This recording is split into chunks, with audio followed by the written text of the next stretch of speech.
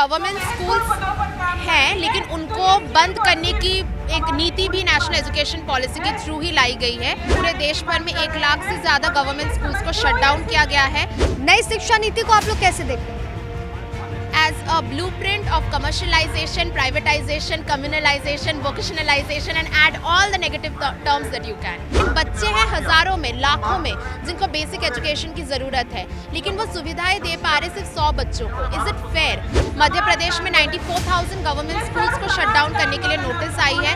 Same with Orissa and in Delhi more than 200 government schools have been shut down. अगर हम सवाल पूछते हैं, जो कि एक स्टूडेंट का बेसिक राइट है, किसी चीज़ को समझ में ना आए तो सवाल पूछे, तो टीचर्स उनको अब्यूसिव लैंग्वेज यूज़ करते हुए बोल रहे हैं कि आप लोगों को तो कुछ नहीं आता, आप लोग तो उठ के चले आते हो, कैसे परिवार से आप लोग आते हो वो हमें पता है, तो ज़्यादा सवाल ना पूछे। कहते हैं कि इस देश का भविष्य युवाओं के हाथों में होता है।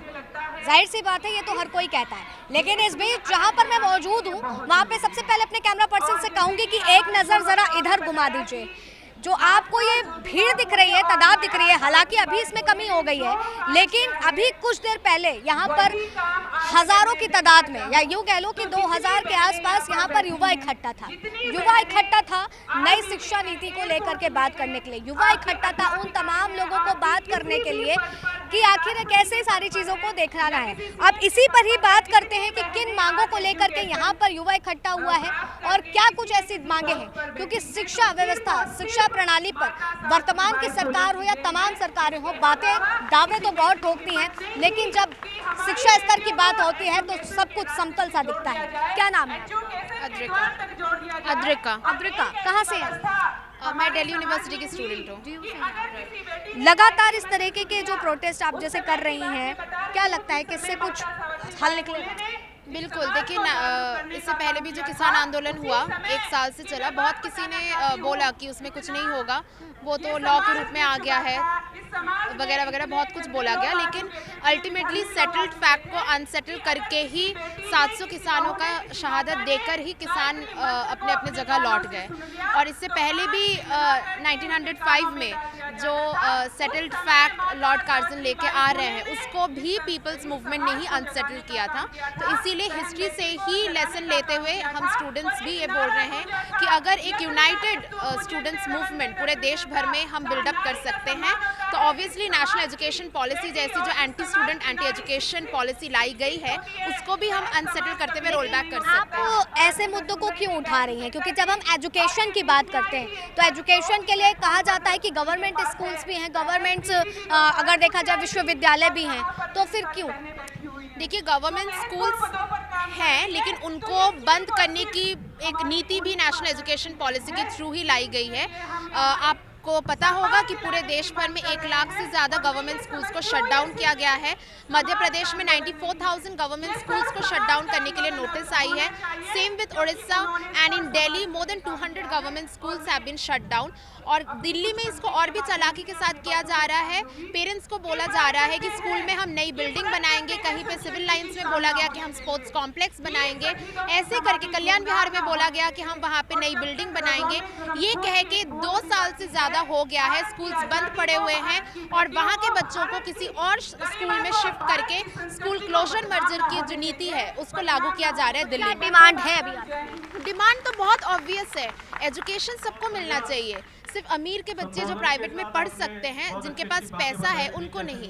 पैसा अगर किसी के पास नहीं भी हो, सपना देखने का हक तो सबका है। तो इसीलिए एजुकेशन भी सबको मिलनी चाहिए, नौकरी सबको मिलनी चाहिए। इन्हीं डिमांड्स के साथ यहाँ पे मुद्दा नौकरी का है या एजुकेशन का है? इट्स मोस्टली एजुकेशन, क्योंकि एजुकेशन का जो man making character building role है वो आज खत्म होते हुए नज़र आ रहा है। एजुकेशन में अभी हम देख रहे हैं कि हमारे कॉलेजेस में ड्यू में एक सेमेस्टर में 7 पेपर पढ़ाया जा रहा है, तो एक बच्चे के पास इतना भी टाइम नहीं है कि वो असाइनमेंट से बाहर निकल के ये देख ले, झांक के देख ले कि उसके पड़ोस का घर जल रहा है या नहीं जल रहा है, क्योंकि वो इतना ज़्यादा सेल्फ इन्वॉल्व हो चुका है। तो इसीलिए एजुकेशन को बचाना सबसे ज़्यादा नेसेसिटी महसूस हो रही है। एजुकेशन की बात करते हैं तो आप लोग स्टूडेंट हैं, यूथ हैं, नई शिक्षा नीति को आप लोग कैसे देखते हैं? as a blueprint of commercialization, privatization, communalization, vocationalization and add all the negative terms that you can. इस रूप में ही हम लोग देख रहे हैं क्योंकि ये starkly anti education, anti student एक पॉलिसी लाई गई है। जब आप एजुकेशन की बात उठाती हैं और जब आप ये बात कहती हैं कि अमीरों को शिक्षा मिलती है, गरीबों के लिए शिक्षा नहीं है, तो ये भी लगातार सरकारें कहती हैं कि हमने उनके लिए वजीफा यानी कि स्कॉलरशिप जैसी सुविधाएं भी कराई हुई हैं जिससे बच्चे आसानी से पढ़ाई कर सकें। एजुकेशन लोन की बात होती है, ये सारी जब चीज़ें होती हैं तो क्या लगता है कि आज आपका ये प्रोटेस्ट करना ज़रूरी? बिल्कुल ज़रूरी है क्योंकि पॉलिसीज, रूल्स, बहुत सारी सुविधाएं सो कॉल्ड लाई जाती है, लेकिन कितने सारे बच्चे उनको अवेल कर पाते हैं। आप स्कॉलरशिप की बात ले लें, अगर मैं ड्यू की बात कर लूँ, वहाँ पे 70,000 से भी ज़्यादा एनरोलमेंट हर साल हम लोग देखते हैं। स्कॉलरशिप्स कितने हैं? अगर एक कोर्स में वहाँ पे 300 बच्चे हैं, मैं मास्टर्स की अगर बात करूँ, वहाँ पे स्कॉलरशिप मुश्किल से 5 बच्चों को मिलती है। तो क्या ये इनाफ मतलब आपका कहने का मतलब है कि अगर 30 बच्चा ड्यू में पढ़ रहा है तो उसमें से केवल 5 बच्चों को ही स्कॉलरशिप मिलती है? मैं 300 बच्चे के कंपैरिजन में 5 बच्चों को बोल रही हूँ। और स्कॉलरशिप्स हैं लेकिन उनको कितने लोग अवेल कर रहे हैं ये एक बात है।